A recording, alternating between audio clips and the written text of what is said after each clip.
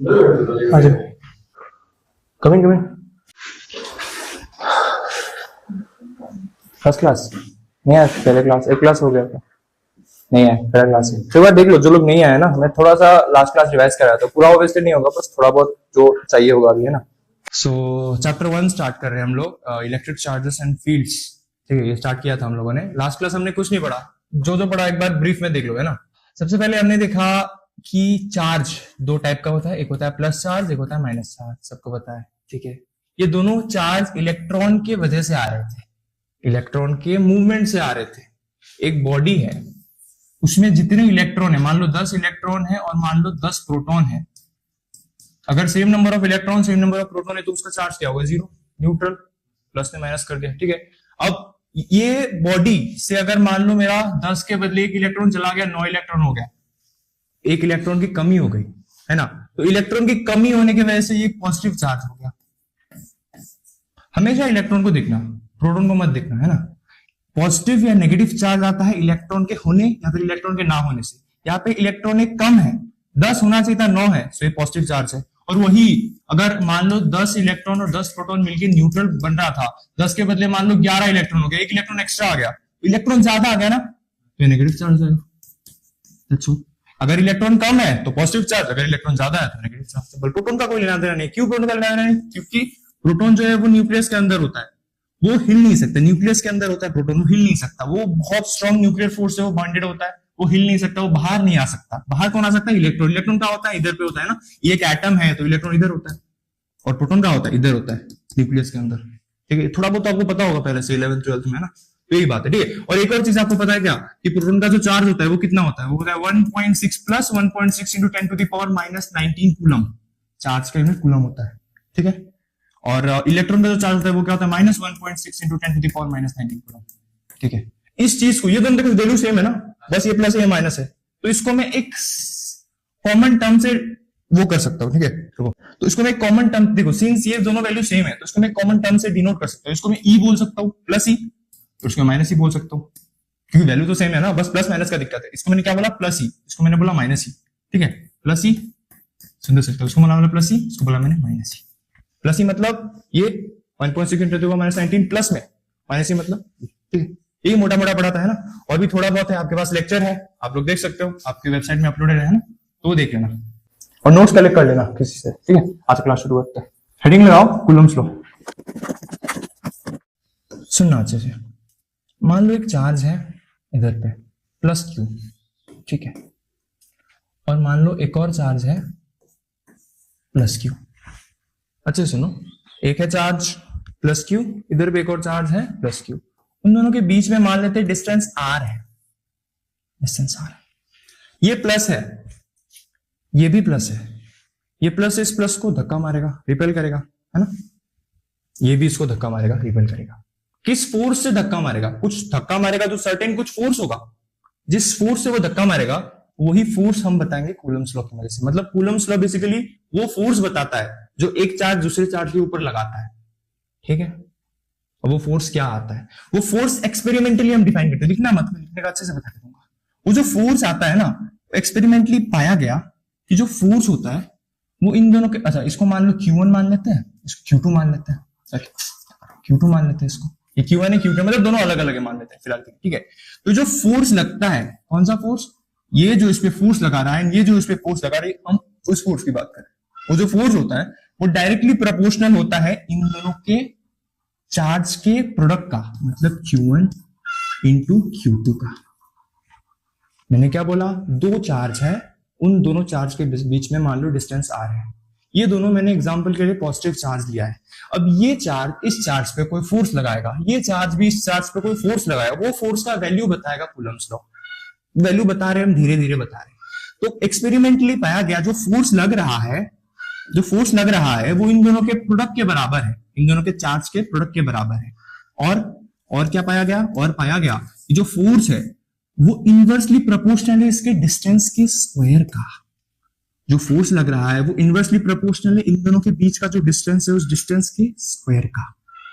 Inversely proportional मतलब नीचे, directly proportional मतलब ऊपर, है ना। अगर कोई x inversely proportional to y है तो ये बढ़ता है तो ये कमता है, पता है ना आप लोगों को? हाँ, और ये कमेगा तो ये बढ़ेगा।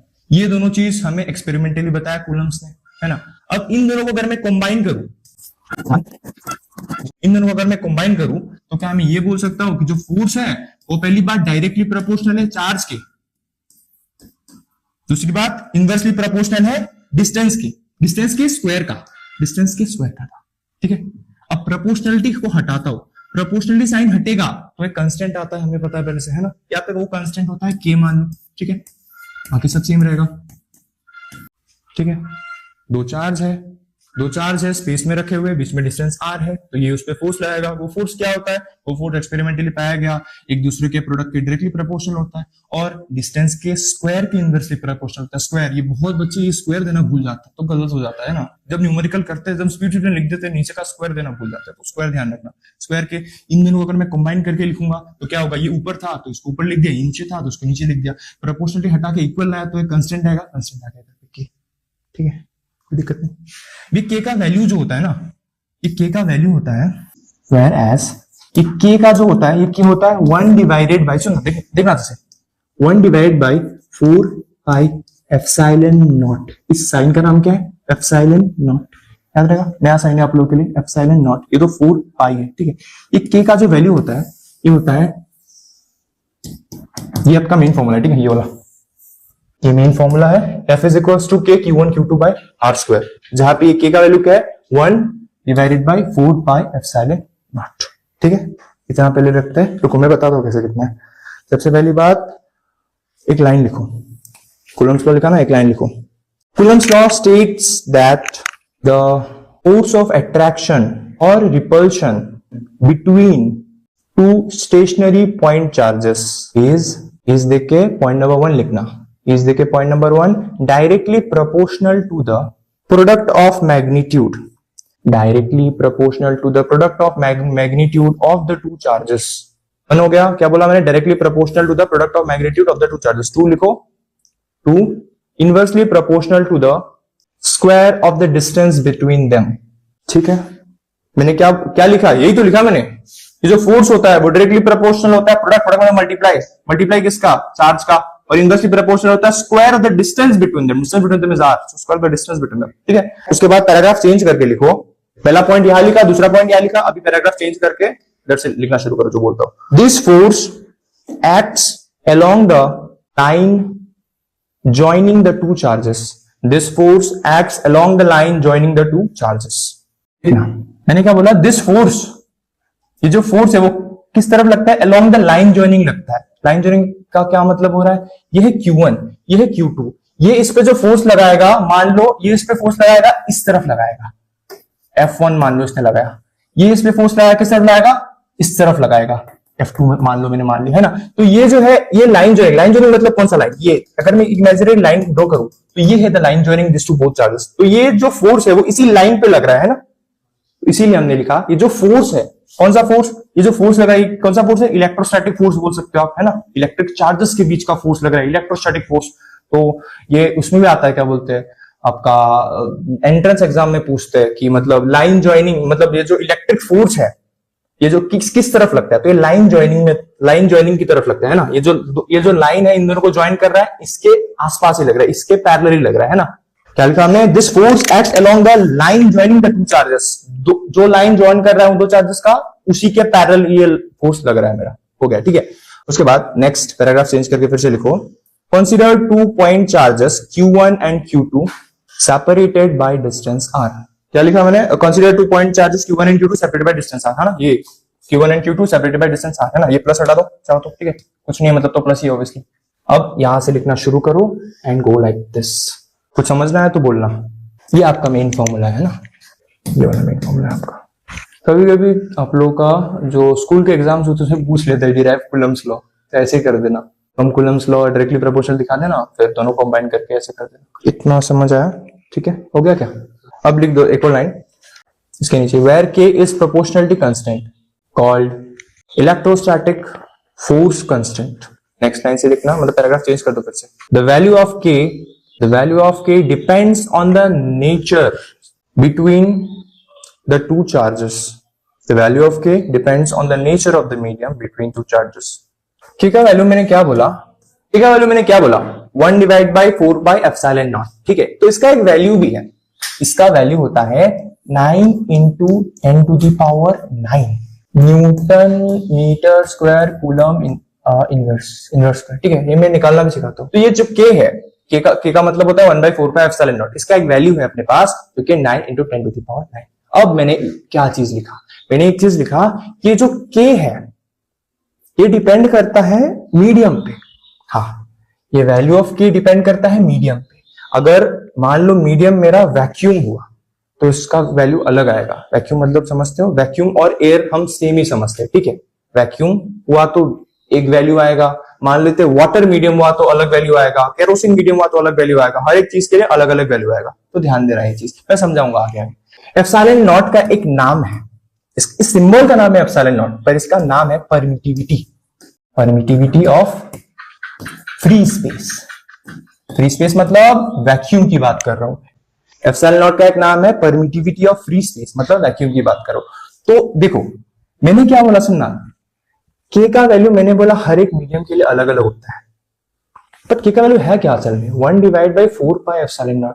भाई 4 पाई तो कांस्टेंट है, तो हर एक मीडियम में भी कांस्टेंट रहेगा। तो चेंज क्या होता है, चेंज बस ये एप्सिलॉन नॉट होता है। एप्सिलॉन, ये जो एप्सिलॉन नॉट वाला है टर्म है, ये हर एक मीडियम के लिए अलग अलग है।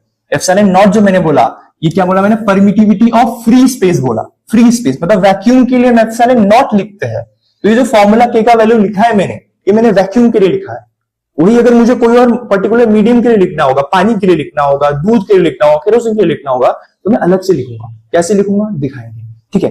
तो ये चीज को लिखो आप पहले, के का वैल्यू देके ये लिखो और लिखो इसको हम बोलते हैं एप्सिलॉन नॉट को हम बोलते हैं परमिटिविटी ऑफ फ्री स्पेस। हो गया, ठीक है। अब देखो इस के का मैंने यूनिट कैसे लिखा, ठीक है, जरा एक बार जान लो, है ना। यहाँ पे साइड में लिख देना, ठीक है, बेसिक्स करके ऐसे ही, जस्ट जनरल नॉलेज के लिए। यूनिट तो वैसे आपको याद ही रखना है, बट मान लो एग्जाम में आपको के का यूनिट पूछ लिया और आप भूल गए, कितना लंबा है भूल गए, कैसे निकालोगे। आपको मेन फॉर्मूला तो याद है, F इज इक्वल्स टू के Q1 Q2 divide by R square, ठीक है। इससे अगर मैं इस के का, सुनना, इससे अगर मैं इस के को अलग करूं, एक साइड में रखूं तो क्या होगा, के को एक साइड में रखता हूं, ये ऊपर चला जाएगा, मतलब F इंटू R स्क्वायर हो जाएगा। ये दोनों नीचे आ जाएंगे, मतलब Q इंटू Q2 हो जाएगा। तो Q1 Q2 लिख देता हूं सीधा, ठीक है। अब देखो के फोर्स का यूनिट क्या होता है, न्यूटन, ठीक है। ये आर स्क्वायर, आर क्या है, डिस्टेंस है, डिस्टेंस का क्या होता है मीटर, तो मैं मीटर स्क्वायर लिख सकता हूं इसको, ठीक है। चार्ज का क्या होता है कूलम, ये भी coulomb, coulomb into coulomb, coulomb square, coulomb square, ठीक है। अब ये नीचे है कूलम स्क्वायर, ये ऊपर जाएगा तो कूलम इनवर्स हो जाएगा। कैसे हो जाएगा, ऐसे, और ये ऐसे हो जाएगा, इनवर्स हो जाएगा, ठीक है। यही तो है मेरा, ठीक है। तो अगर आप भूल गए एग्जाम में, मान लो इसका यूनिट पूछ लिया, आप भूल गए, तो आप ऐसे डिराइव कर सकते हो। तो उसको साइड में बेसिक्स करके ऐसे लिख के रखो ताकि आपको रटना ना पड़े। हो गया, मैंने एक लाइन लिखा है, ठीक है। अब देखो के का वैल्यू है 1/4 बाई एप्सिलॉन नॉट और उसका वैल्यू 9 टू 10 टू पावर 9, ठीक है। अब अगर मैं इससे एप्सिलॉन नॉट का वैल्यू निकालना चाहूं तो क्या मैं निकाल सकता हूं। आपको मैं एक और पेज में जरा दिखाता हूं। क्या मैंने बोला, के का वैल्यू है, लिखा मत, 1/4 pi epsilon not is equals to 9 into 10 to the power 9, ठीक है। इन्हें छोड़ो, अगर मुझे इस एप्सिलॉन नॉट का वैल्यू निकालना हो तो मैं निकाल सकता हूं ऑब्वियसली, ठीक है। एप्सिलॉन नॉट यहां जाएगा और ये इसके नीचे आ जाएगा, है ना। तो 1/4 pi into 9 into 10 to the power 9 ये आ जाएगा। 4 पाई का वैल्यू डालूंगा तो एक वैल्यू आएगा, है ना। हमें कैलकुलेशन करने की जरूरत नहीं है, हमें याद करना है सीधा वो वैल्यू, ठीक है, क्योंकि डायरेक्ट हमको यूज होगा ये वैल्यू। तो ये वैल्यू आता है, क्या आता है, 8.854 into 10 to the power -12 coulomb inverse metre square newton inverse, है ना। आप चाहो तो ये वाला भी सेम ऐसे डिराइव कर सकते हो, है ना। आप के जगह पे 1/4 पे एप्सिलॉन नॉट लिख देना, फिर एप्सिलॉन नॉट को इधर ले जाना, बाकी सबको उधर भेज देना, तो आप चाहो तो डिराइव कर सकते हो, पर जरूरत नहीं है ना। इसको भी मैं बोलूंगा सीधा याद करो, है ना। अगर भूल जाओ बाई चांस तो आपको पता है कैसे डिराइव कर सकते हो, ठीक है। तो ये वैल्यू और ये वैल्यू आपको याद होना चाहिए, ठीक है। लिखने से पहले एक चीज मैं पूरा अच्छे से फॉर्मूला एक बार दिखा देता हूं, ठीक है। तो फोर्स था, क्या था, के Q1 Q2 bye R square, के को खोल के लिखते थोड़ा, 1 divided by 4 pi epsilon not Q1 Q2 divided by R square. एक ध्यान देने वाली बात यह है कि जो ये Q1 Q2 का वैल्यू है हम विदाउट साइन बिठाएंगे, लिख भी देता हूं इधर पे। इस फॉर्मूला में जो Q1 Q2 का वैल्यू हम बिठाएंगे विदाउट साइन बिठाएंगे, ठीक है। तो ये आपका मेन फॉर्मूला हो गया। इसको मैं के भी तो लिख सकता हूं ना, मैंने बस खोल के लिखा है ना, डरना मत, लिख दो। क्या लिखना है अभी? ये लिखना है, ये लिखना है, हो गया ना। बस हेडिंग लगाओ, डाइलेक्ट्रिक कंस्टेंट और relative permittivity, relative permittivity of medium, dielectric constant और रिलेटिव परमिटिविटी ऑफ मीडियम। मान लेते हैं एक चार्ज है Q1, दूसरा चार्ज है Q2, इन दोनों के बीच में है डिस्टेंस मेरा R। कैसे लूंगा फोर्स? बोलो सब लोग एक बार साथ में, K Q1 Q2 divide bye R square. R square के का वैल्यू अगर मैं खोल के लिखूं तो 1 divided by 4 pi epsilon not Q1 Q2 divided bye R square. Epsilon not कब लिखते हैं? फ्री स्पेस, ठीक है। एप्सिलॉन नॉट को हम क्या बोलते थे? जरा एक बार पीछे चलते हैं, पीछे चलते हैं। एप्सिलॉन नॉट को हम क्या बोलते थे? हम बोलते थे परमिटिविटी ऑफ फ्री स्पेस। मतलब ये डिपेंड, यही मैंने बोला के डिपेंड करता है मीडियम पे। असल में के डिपेंड, के अंदर कौन डिपेंड करता है भाई? एप्सिलॉन नॉट डिपेंड करता है। 4 पाई तो हमेशा कांस्टेंट रहेंगे, तो हम सीधा बोल सकते हैं एप्सिलॉन नॉट डिपेंड करता है मीडियम पे। एप्सिलॉन नॉट डिपेंड मतलब एप्सिलॉन नॉट डिपेंड करता है मीडियम पे, ठीक है। तो permittivity of free space, permittivity का क्या मतलब? कितना अलाउ कर रहा है इलेक्ट्रिक फोर्स को लगने के लिए, कैसे डिपेंड करेगा? सर एक बार समझते। देखो मान लो तुमने किसी बंदे को क्या बोलते हैं, हवा में मारा और सेम पानी में मारा, तो किस में ज्यादा फोर्स लगेगा? हवा में ज्यादा फोर्स लगेगा, कि पानी में वो रिपल्सिव फोर्स भी साथ में लगेगा, है ना। तो मीडियम डिपेंड कर रहा है ना, मीडियम पे डिपेंड कर रहा है कि सामने वाले को कितना फोर्स लगा। तुमने मान लो 10 न्यूटन हवा में मारा, 10 न्यूटन पानी में मारा, सामने वाले पे जो इफेक्ट लगेगा वो डिपेंड करेगा मीडियम पे। पानी में थोड़ा कम लगेगा, हवा में थोड़ा ज्यादा लगेगा, है ना। तो वो ही चीज इधर पे ये डिपेंड कर, ये चीज करा, ये बंदा करा रहा है ना। परमिटिविटी मतलब कितना अलाउ कर रहा है फोर्स लगने के लिए, परमिट कितना परमिट कर रहा है इलेक्ट्रिक फोर्स जाके लगे। तो नाम समझ पा रहे हो, परमिटिविटी क्यों नाम है इसका? ये बंदा डिसाइड करता है कितना फोर्स लगेगा, कितना परमिट कर रहा है इलेक्ट्रिक फोर्स को लगने के लिए, ये डिपेंड करता है, मतलब ये डिसाइड करता है बेसिकली। अब आओ, जब भी नॉट लिखा होगा हम बात करें फ्री स्पेस की। अब आओ, मान लो कोई मीडियम है, पानी मतलब मान लो केरोसिन है, ठीक है। अब उसके लिए क्या करेंगे? ये देखो, ये किसके लिए था? मैं इधर लिख सकता हूं एप्सिलॉन नॉट क्या है, फिर से लिख रहा हूं एक बार, PERMITIVITY permittivity of free space है मान लेते हैं, ठीक है। अब सेम चीज अगर मैं फॉर अ सर्टेन मीडियम करता हूं, मीडियम का नाम नहीं लिखा, कुछ भी हो सकता है मीडियम, उसके लिए मैं क्या करूंगा? देखो F इज इक्वल्स टू, सीधा लिख रहा हूं है ना, ये नहीं लिख रहा, सीधा ये लिख रहा हूं, ठीक है। 1 डिवाइडेड बाय 4 पाई, उसमें एप्सिलॉन लिखूंगा, एप्सिलॉन नॉट नहीं लिखूंगा, क्योंकि ये मीडियम की बात है, फ्री स्पेस की नहीं, ठीक है। एप्सिलॉन, फिर ये तो सेम होगा तुम्हारा Q1 Q2 divide bye R square. इसको कैपिटल Q1 बना देता हूं, इसको कैपिटल Q2 बना देता हूं, क्योंकि इधर कैपिटल लिखे हैं, ठीक है। ये क्या है? ये भी होगा permittivity, but permittivity not of free space, it will be permittivity of the medium, ठीक है। ठीक है, एकदम पूरा सब क्लियर होना चाहिए, एक शब्द का भी डाउट नहीं होना चाहिए। Epsilon not permittivity of free space, epsilon permittivity of medium. मतलब जब भी हमें फोर्स लिखना होगा फॉर फ्री स्पेस या फिर वैक्यूम या फिर एयर, कुछ भी बोलो, है ना, उस समय हम एप्सिलॉन नॉट लिख के करेंगे। जब भी हमें कोई भी अलग मीडियम के लिए लिखना होगा तो उस समय हम एप्सिलॉन लिख के करेंगे। क्लियर? ठीक है, मान लेते हैं इसको इक्वेशन 1, सुनना अच्छे से, है ना। मान लेते हैं इसको इक्वेशन 2, ध्यान से देखना। इसको मैं लिखता हूं इधर पे एप्सिलॉन वैक्यूम लिख देता हूं, है ना। फ्री स्पेस में तो वैक्यूम होता है, और ये सॉरी ये एफ वैक्यूम लिख दिया इधर मैंने, और ये एफ मीडियम है मान लेते हैं, ठीक है। 1 डिवाइड बाई 1 ये हो गया 2। अब देखना अच्छे देख लो, 1 को देख लिया, 2 को वैसे देख लिया, नेक्स्ट पे जा रहा हूं, ठीक है। अब देखो, अगर मैं इक्वेशन 1 डिवाइड बाई इक्वेशन 2 कर दूं, 1 क्या था फिर से देखो थोड़ा, ये था, लिख देता हूं इसके बाद, है ना। एफ वैक्यूम था, है ना, अब इक्वेशन 1 डिवाइड बाई इक्वेशन 2 कर रहा हूं मैं, है ना, डिवाइड बाई इक्वेशन 2 कर रहा हूं, इक्वल को याद आता, ठीक है। ये लिख दिया। अब इक्वेशन 2 क्या है? एफ मीडियम वाला है, ठीक है, सब सेम है, बस इधर पे बस एप्सिलॉन नॉट के बदले एप्सिलॉन है, ठीक है, कोई नहीं, लिख देते हैं, क्या होगा, स्क्वायर, ठीक है, सेम है, कट जाएगा, 1/4 कट जाएगा। ऊपर क्या बचेगा देखा, अच्छा देखना, F vacuum divide by F medium is equals to, इधर क्या बचेगा 1/ε0, 1/ε0 बचेगा है ना, 1/, इधर भी क्या बचेगा 1/ε बचेगा, 1/ε बचेगा। कोई दिक्कत, क्या लिखा, इक्वेशन 1 को इक्वेशन 2 से डिवाइड करा, इक्वेशन 1 था एफ वैक्यूम, इक्वेशन 2 था एफ मीडियम, वैक्यूम के जगह वैक्यूम का वैल्यू, मीडियम के जगह मीडियम का वैल्यू, सब सेम था काट दिया, बस इधर एप्सिलॉन नॉट था, इधर एप्सिलॉन था, 1/ε बचा, सॉरी 1/ε0 बचा और इधर 1/ε बचा।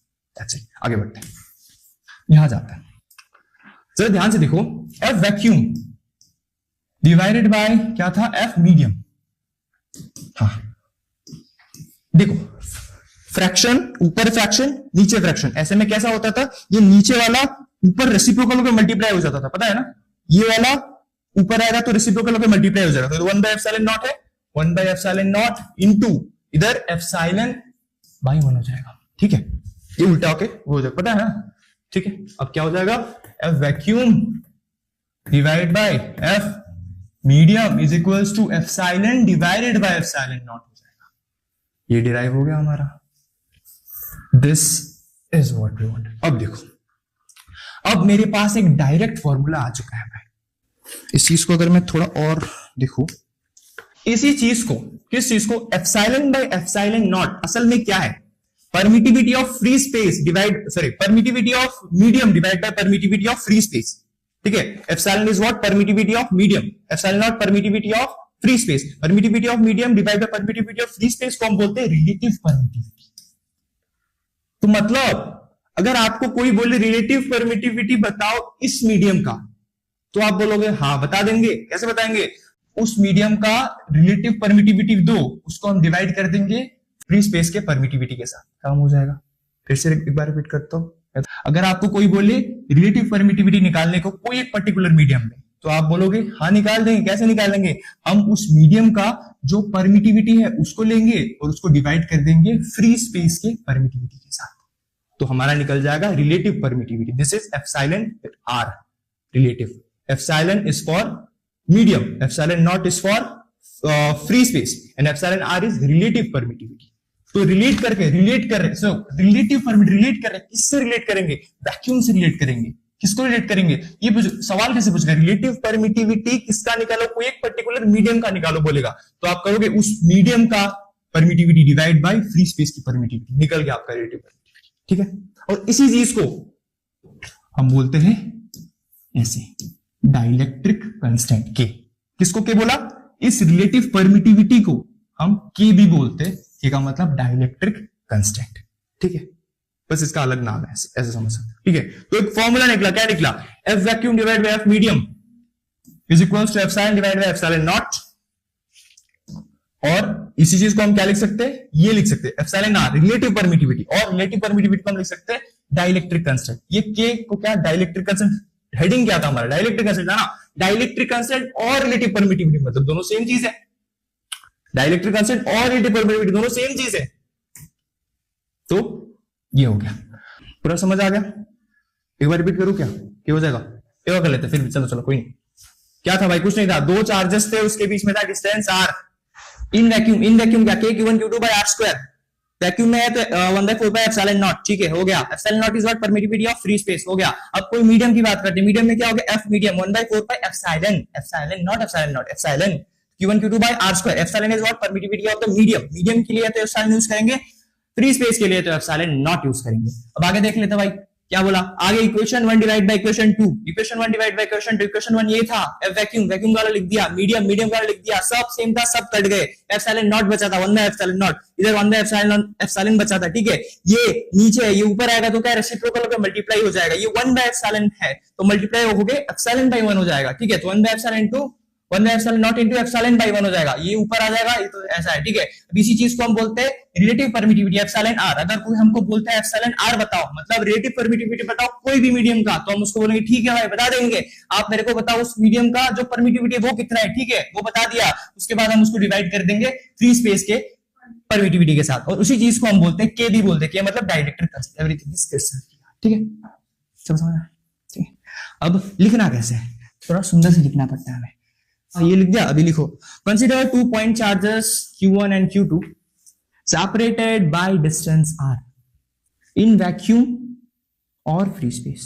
Consider 2 point charges q1 and q2 separated by distance r in vacuum or free space. उसके बाद ये डायग्राम बनाओ, तो बस ये डायग्राम बनाना है ना, मैं बता के देता हूँ कैसे लिखना है। ये डायग्राम बनाओ, बना के ब्रैकेट में लिख दो इन वैक्यूम, है ना, ब्रैकेट में लिख दो इन वैक्यूम। ये डायग्राम बना के ब्रैकेट में लिख दो इन वैक्यूम, ठीक है, लिखा।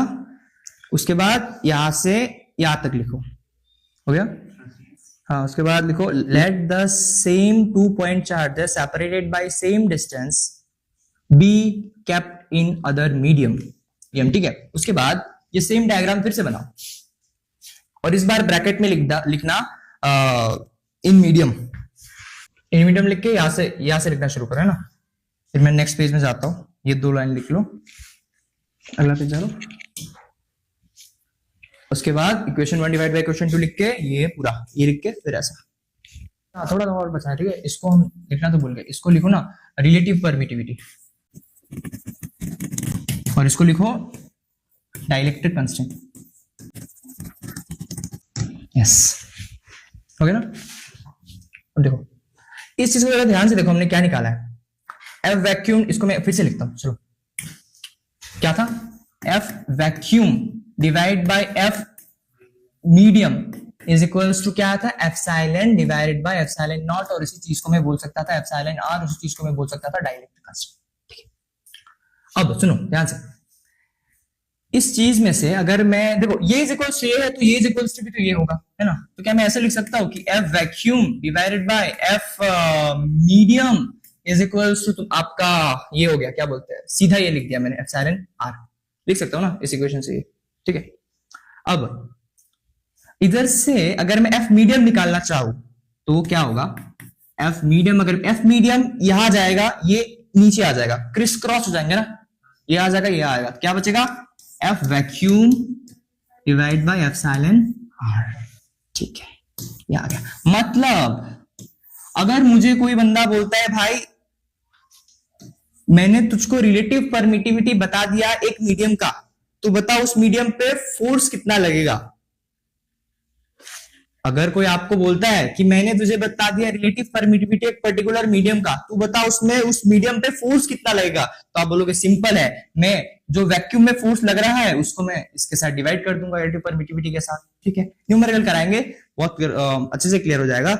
इससे पहले मैं इस चीज को सुनो जरा, इस चीज को मैं एक और तरीके से भी तो लिख सकता हूं, अगर मैं कुछ नहीं कर रहा बस इसका वैल्यू पुट कर रहा हूं। एफ वैक्यूम क्या होता है, एफ वैक्यूम क्या होता है, 1/4 pi epsilon not Q1 Q2 divide by R square, यही तो होता है एफ वैक्यूम।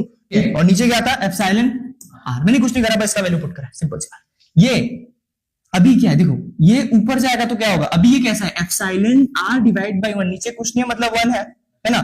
ये ऊपर जब जाएगा तो क्या होगा, रेसिप्रोकल होकर मल्टीप्लाई हो जाएगा, 1/एप्सिलॉन आर मल्टीप्लाई हो जाएगा, समझ आता है ना, ठीक है। ये ऊपर जाएगा तो क्या होगा, ये ऊपर गया 1/4 पाई एप्सिलॉन नॉट, ये ऊपर जाएगा, रुको, Q1 Q2 divide by R square, ये ऊपर जाएगा नॉट, और ये क्या हो जाएगा 1/एप्सिलॉन आर करके मल्टीप्लाई हो जाएगा। तो देखो क्या, मैं फिर से लिख देता हूँ, आज लिख देता हूँ, ठीक है। एप्सिलॉन आर ऐसे मल्टीप्लाई होगा, है ना, तो ये अल्टीमेटली इसको मैं इसके पास लिख देता हूँ, सुंदर होगा।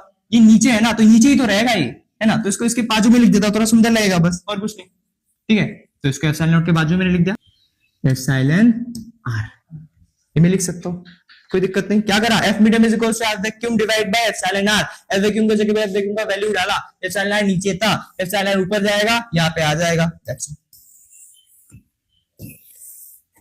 ठीक है। तो आपको इसको याद रखने की जरूरत नहीं है, आप ये याद रखो तो कर ही लोगे ना, क्योंकि आपको पता है वैक्यूम का वैल्यू, आपको पता है, आप करके निकाल दोगे, ठीक है। तो ठीक है, तो ये वाला आपको याद करना है अच्छे से, थोड़ा इसमें मैंने 3 स्टार मार दिया है, डायरेक्टली आपको याद होना चाहिए। इसके ऊपर न्यूमेरिकल अभी करता है नीट के, एटलीस्ट हमारे क्लास में नीट के मतलब जो भी जितना भी चैप्टर्स करेंगे, है ना, जेई मेंस और नीट का लगभग ट्राई करेंगे सभी कवर हो जाए, है ना। एक्स्ट्रा कॉपी आप लोग लाना, है ना, जिसमें हम एक्स्ट्रा न्यूमेरिकल्स करेंगे, जो कि बोर्ड पॉइंट ऑफ व्यू से नहीं है, बट आपका लेवल हाई रखने के लिए, ताकि मान लो बोर्ड में, मान लो हम यहाँ लेवल रख ले, बोर्ड में थोड़ा नीचे भी लेवल आया, मतलब मान लो बोर्ड का लेवल ये है, गलती से बोर्ड का लेवल यहाँ चला गया, तो आपका लेवल यहाँ रखना है, ताकि ड्रॉप होगा तो भी आप कर पाओगे ना। तो थोड़ा हायर लेवल न्यूमेरिकल्स करेंगे हम लोग, एक्स्ट्रा कॉपी रखेंगे उसके लिए, अभी नहीं, चैप्टर को थोड़ा बीच में आने दो, अभी तो कुछ शुरू भी नहीं हुआ। एक नोट लगाओ, नोट। तो न्यूमेरिकल्स बहुत अच्छे से करेंगे भाई, आप लोग एग्जाम में ढूंढोगे कि न्यूमेरिकल कहाँ है, पहले वो करोगे आप। नोट लगाओ, नोट लगा के पॉइंट नंबर 1 उसमें लिखो एप्सिलॉन आर, ब्रैकेट में दो vacuum, vacuum is equals to 1।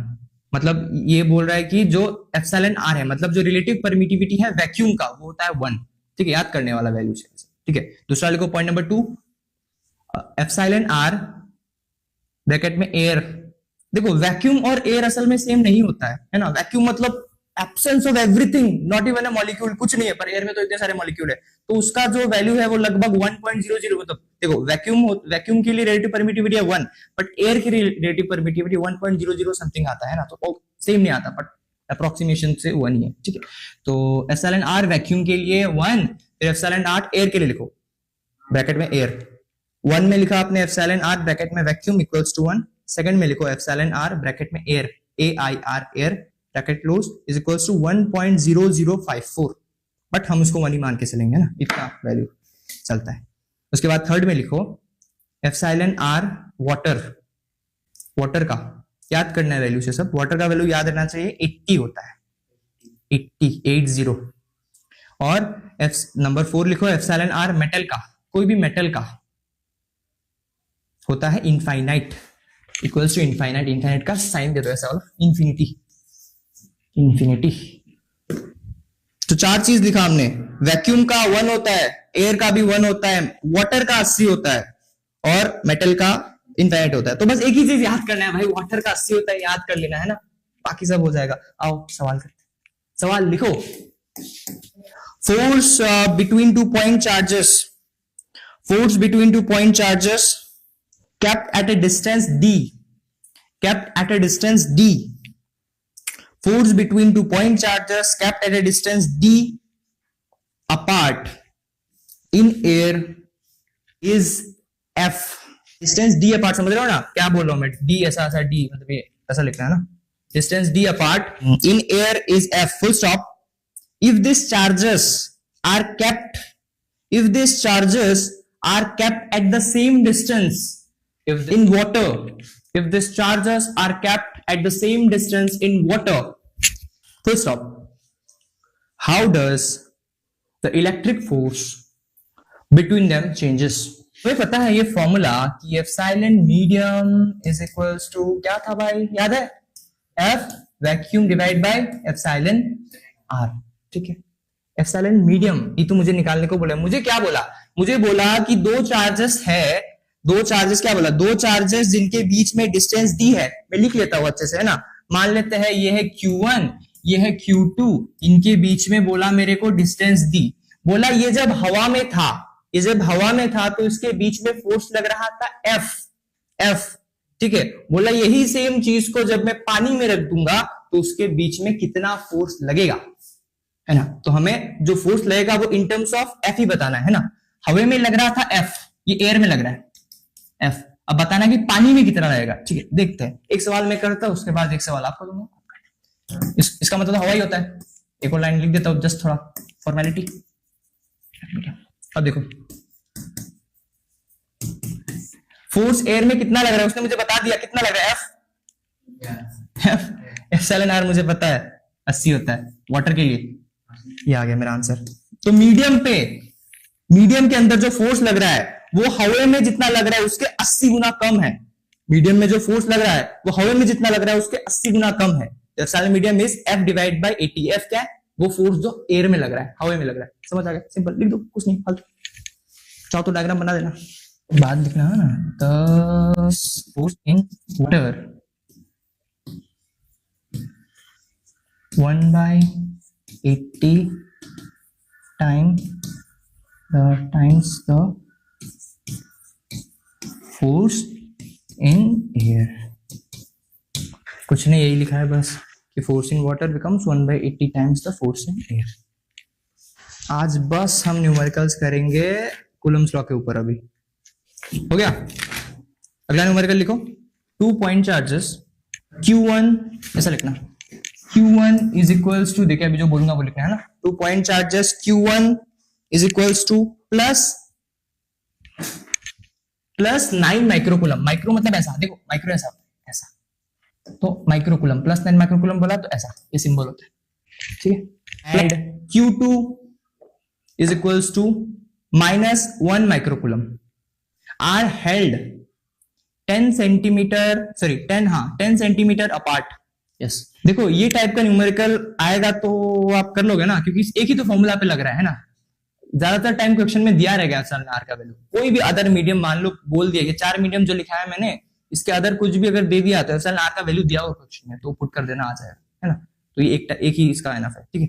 देखो 2 pointers Q1 and Q2, Q1 is equals to +9 microcoulomb, Q2 is equals to -1 microcoulomb are held 10 centimeter apart. Full stop.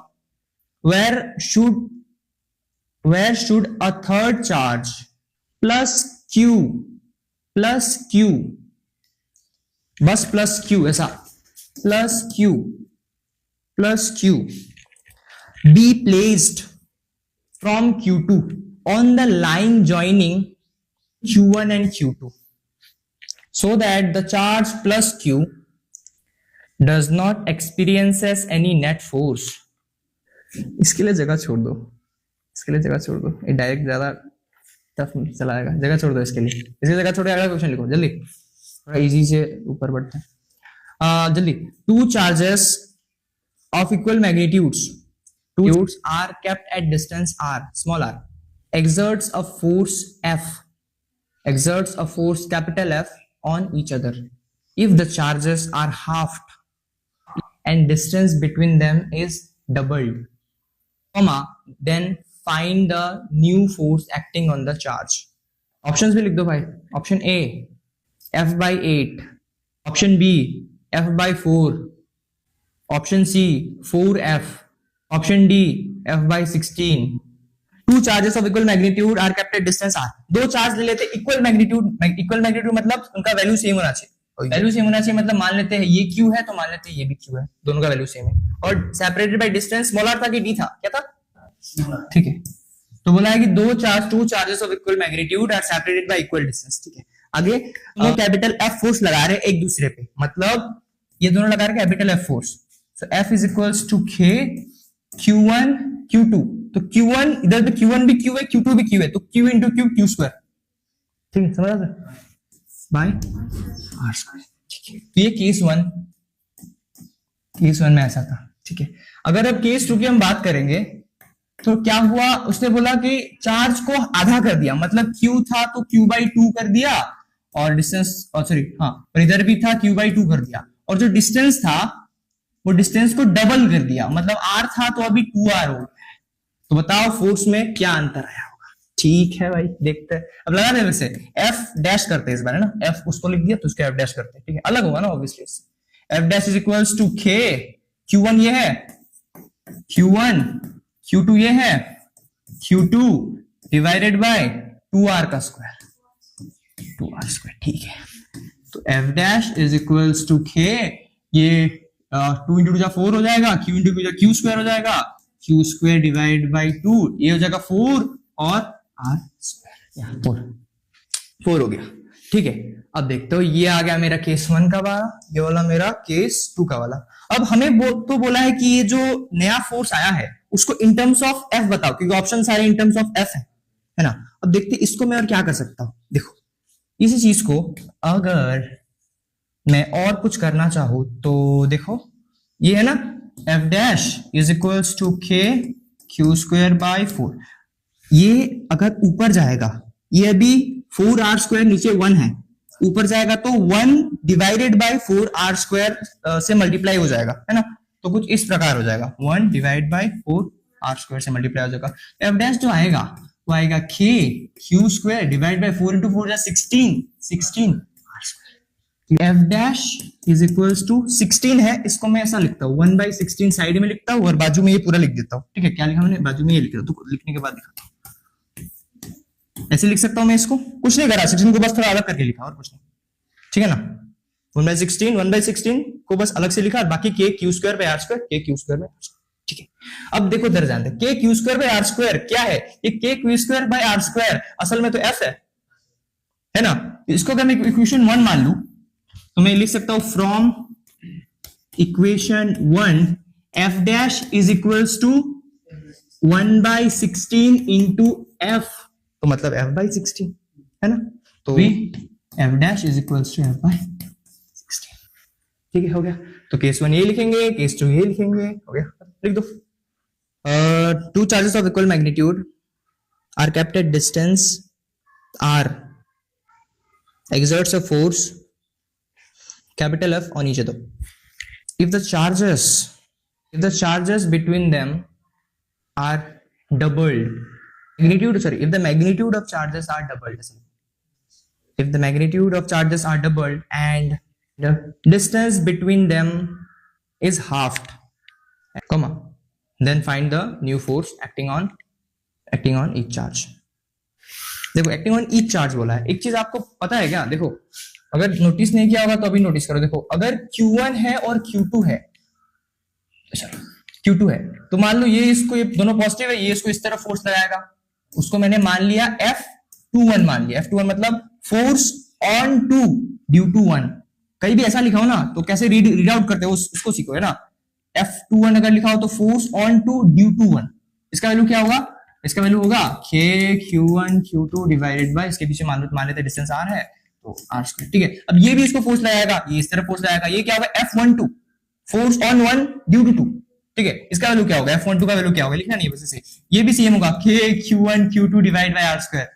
मतलब दो charge अगर एक है, ये इस पे जितना लगाएगा वो भी उस पे उतना ही लगाएगा, सेम लगाएगा। ये चीजें याद रखना, है ना, याद रहेगा।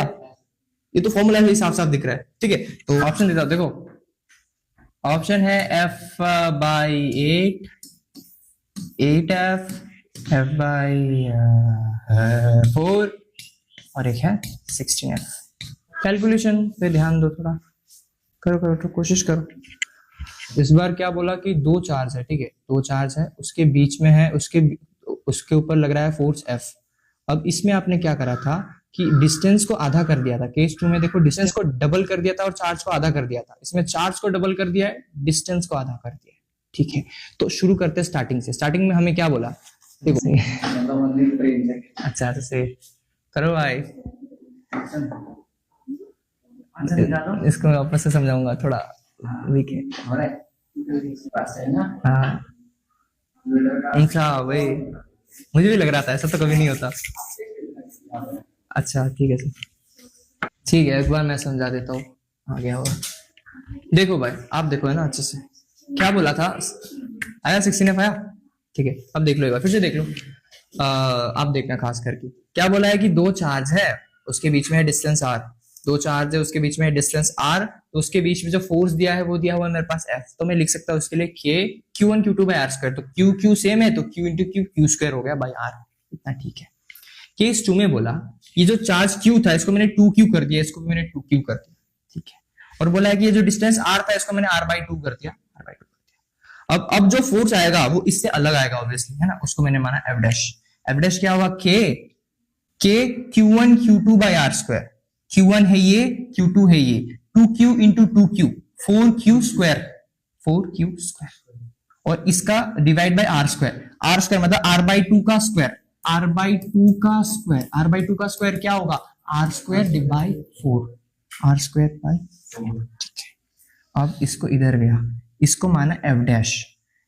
ठीक है, तो k 4q², चलो देखो ये जो नीचे वाला पार्ट है ना, ये अगर मैं ऊपर लेके आऊं तो ये रेसिप्रोकल हो जाएगा और मल्टीप्लाई हो जाएगा, r² बाई 4 है, मल्टीप्लाई हो जाएगा 4 डिवाइड बाय r² मल्टीप्लाई हो जाएगा, तो 4 इंटू 4 जा 16 और k q² बाई r², इसको मैंने अलग करके लिख दिया। ठीक है, 16। अब ये k q² बाई r नहीं r², देखो मैंने भी गलती कर दी, यही से गलती होता है। ठीक है, r²। अब ये तो भाई ये है k q² by r², k q² by r² को तो मैं f लिख सकता हूँ, तो यहीं से मैं लिख सकता हूँ f' इज इक्वल टू 16, और इस वैल्यू के बदले मैं f लिख सकता हूँ क्योंकि बराबर है 16f, f' equals to 16f।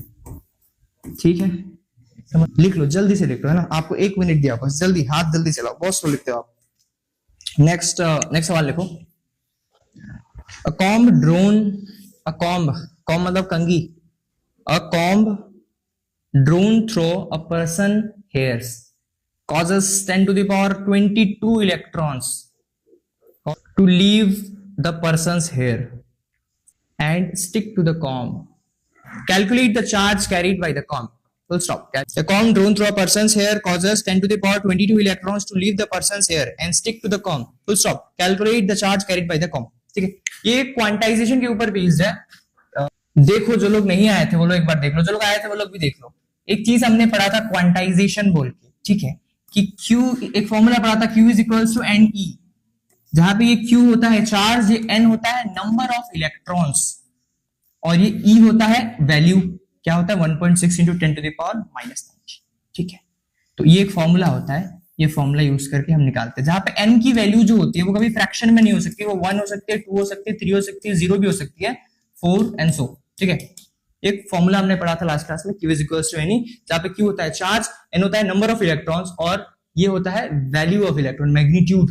मैं बताता हूँ क्यों बोल रहा हूँ मैग्नीट्यूड, मैग्नीट्यूड ऑफ इलेक्ट्रॉन, जो कि E का वैल्यू कितना था, हमने स्टार्टिंग में बोला था 1.6 इंटू 10 टू द पावर -19, जो कि इलेक्ट्रॉन के लिए अगर मैं बोल रहा था माइनस और प्रोटॉन के लिए बोल रहा था plus.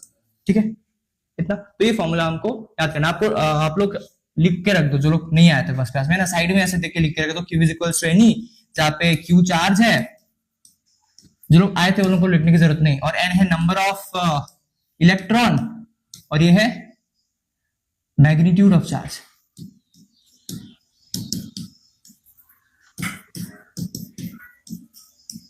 Magnitude of charge of electron, ये E माइनस मतलब इलेक्ट्रॉन है ना, ये लिख के रख दो। जो लोग नहीं आए थे, जो लोग आए थे उन्हें जरूरत नहीं है, सुनना एक बार देख लो, है ना, इसके बाद और करोगे बहुत सारे। Q is equals to NE में जब हम ये E बिठाएंगे, ये मैंने E क्या लिखा है, मैग्नीट्यूड, मैग्नीट्यूड मतलब विदाउट साइन। ठीक है, हमेशा विदाउट साइन बिठाना है। ठीक है, और बट सर अब बोलोगे भाई कि चार्ज तो प्लस माइनस होता है, अगर इसका साइन नहीं बिठाया तो भाई ये चार्ज तो हमेशा पॉजिटिव आएगा, नेगेटिव कभी आएगा ही नहीं। तो E पे हमेशा हमें मैग्नीट्यूड बिठाना है, पर प्लस आएगा या माइनस आएगा वो हमें बुद्धि से देखना है। चार्ज का एक ही फॉर्मूला है, Q is equals to NE, हिला के हम निकालना है।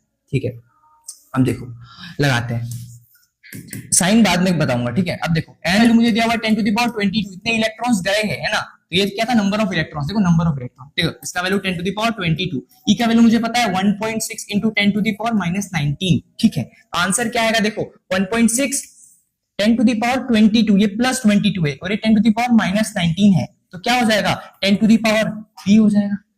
क्या है, क्या बोला मेरे को इधर पे, बंदा तंगी कर रहा था और मेरे बाल से 10 टू द पावर इलेक्ट्रॉन गया है उसके पास, तो मतलब उसके पास एक्सेस इलेक्ट्रॉन हो गया है कॉम के पास, और मैंने स्टार्ट में बोला था एक्सेस इलेक्ट्रॉन मतलब नेगेटिव चार्ज, मतलब इधर पे हम नेगेटिव देंगे, नेगेटिव देंगे। और अगर पूछता कि उस बंदे के पास क्या चार्ज होगा, तो सेम चार्ज होगा पॉजिटिव में। उससे पहले गिवन देके लिख देना, given number of electrons is equals to 10 to the power 22, ऐसे करके लिखना थोड़ा सा, जितना लंबा लिखेंगे उतना अच्छा मार्क मिलेगा। बस from the figure shown, full stop. Find the net force on the charge at origin. ये बनाओ, इसको बनाओ साथ साथ, 10 मीटर, समझाता हूं, डायग्राम बना लो। ये एक स्ट्रक्चर है, स्ट्रक्चर मतलब क्या बोल रहा हूं, फिगर है। इस फिगर में this is the x axis, ध्यान से, this is the x axis, और उस एक्स एक्सिस पे मेरा मार्किंग दिया हुआ है 0 मीटर 1, ये ओरिजिन है। ठीक है, ओ 1 मीटर 2 मीटर 3 मीटर ऐसे तक 10 मीटर तक दिया हुआ है, और यहाँ पे कुछ चार्जेस प्लेस्ड है। ये 1 मीटर पे चार्ज रखा है मेरा 1 कूलम, यहाँ पे भी चार्ज है मेरा 1 कूलम, ये 1 कूलम मेरे ओरिजिन पे रखा है। ठीक है, ओरिजिन पे चार्ज रखा है मेरे पास 1 कूलम, और सेम 1 मीटर पे मेरे पास चार्ज रखा है 1 कूलम, 2 मीटर पे रखा है मेरे पास 8 कूलम, फिर 3 मीटर पे मेरे पास रखा है 27 कूलम। ठीक है, अब डॉट डॉट डॉट डॉट करके मेरे पास 1000 कूलम तक मेरा जा रहा है। ठीक है, मतलब 1 metre 2 metre 3 metre 4 metre 5 metre करके 10 मीटर तक इधर जा रहा है, जो कि मैंने लिखा नहीं है। अब सवाल में क्या बोला है मेरा, from the given figure find the net force on the charge at the origin. ये फिगर को जरा ध्यान से देखो, ओरिजिन पे देख रहे हो एक 1 कूलम है, हमें उस 1 कूलम पे कितना चार्ज लग रहा है हमें वो निकालना है। ठीक है, किसके वजह से, सॉरी, उस 1 कूलम पे कितना फोर्स लग रहा है वो निकालना है। ये फिगर दिख रहा है हमें, इस फिगर पे ओरिजिन पे एक चार्ज रखा हुआ है 1 कूलम, और बाकी बहुत सारे चार्जेस रखे हुए हैं। हमें निकालना है कि उस ओरिजिन पे जो चार्ज रखा है 1 कूलम, उस पे कितना फोर्स लग रहा है बाकी सारे चार्जेस के द्वारा। क्वेश्चन क्लियर है? ठीक है, तो एक लाइन लिखो, solution. The charge 1 coulomb at origin, yes solution है.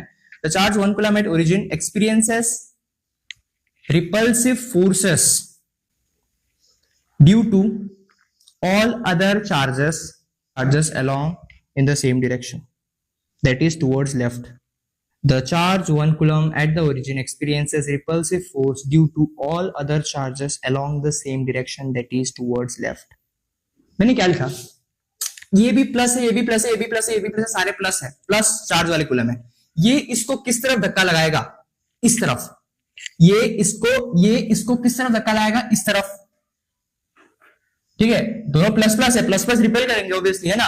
ये इसको किस तरफ लगाएगा, इस तरफ. पर अल्टीमेटली सारे लोग लेफ्ट की तरफ धक्का लगाएंगे. जो नेट फोर्स होगा इस ओरिजिन पे रखे हुए 1 कूलम पे, वो लेफ्ट की तरफ लगेगा. आओ क्या लगेगा देखते हैं जरा. अगर मैं एफ नेट निकालना चाहूं इस 1 कूलम पे, तो क्या होगा, पहले इसके वजह से लिखते हैं. क्या होगा, के ध्यान से देखो, के Q1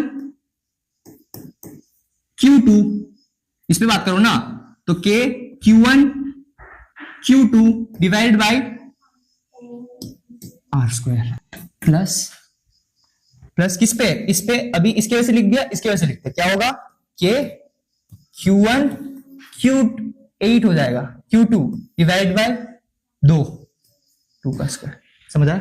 सेम चीज वापस लिखता हूं, के Q1 27 Q2 3². सेम करके dot dot dot dot dot dot जाएगा.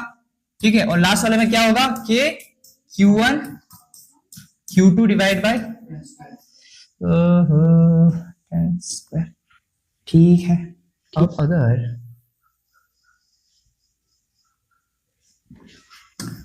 देखो अच्छा शांति से, के सब में है, के कॉमन ले लेता हूं, कोई दिक्कत नहीं है. क्या हो जाएगा, 1 into 1 जा 1 डिवाइड बाय 1. लिखने की जरूरत नहीं, नीचे 1 है ना, तो बस 1 लिखता हूं उधर पे. 1, ये 8 है, नीचे हो जाएगा 4 2 हो जाएगा. 8 है, नीचे हो जाएगा 4 4 2 8. ठीक है. 27 3² 9 into कितना है, 27 3 जा dot dot dot dot dot dot dot 1000. ये हो जाएगा 100 क्या हो जाएगा, 10 हो जाएगा. समझ आया. ठीक है, छोड़ो, हो जाएगा, कोई नहीं, नाटक करते रहते. एफ नेट देखो, हाँ ठीक है. देखो 1 2 3 प्लस डॉट डॉट. आप चाहो तो ये प्लस करके देख लो, है ना. क्या होगा, 1 + 2 + 3 + 4 + 5 + 6 + 7 + 8 + 9 + 10 ऐसा जाएगा. नहीं लिखा, डॉट डॉट लिख दिया. इसको निकालने का एक सिंपल आपके पास फॉर्मूला है, ये ऐसा होता है. फॉर्मूला होता है n × n + 1 डिवाइडेड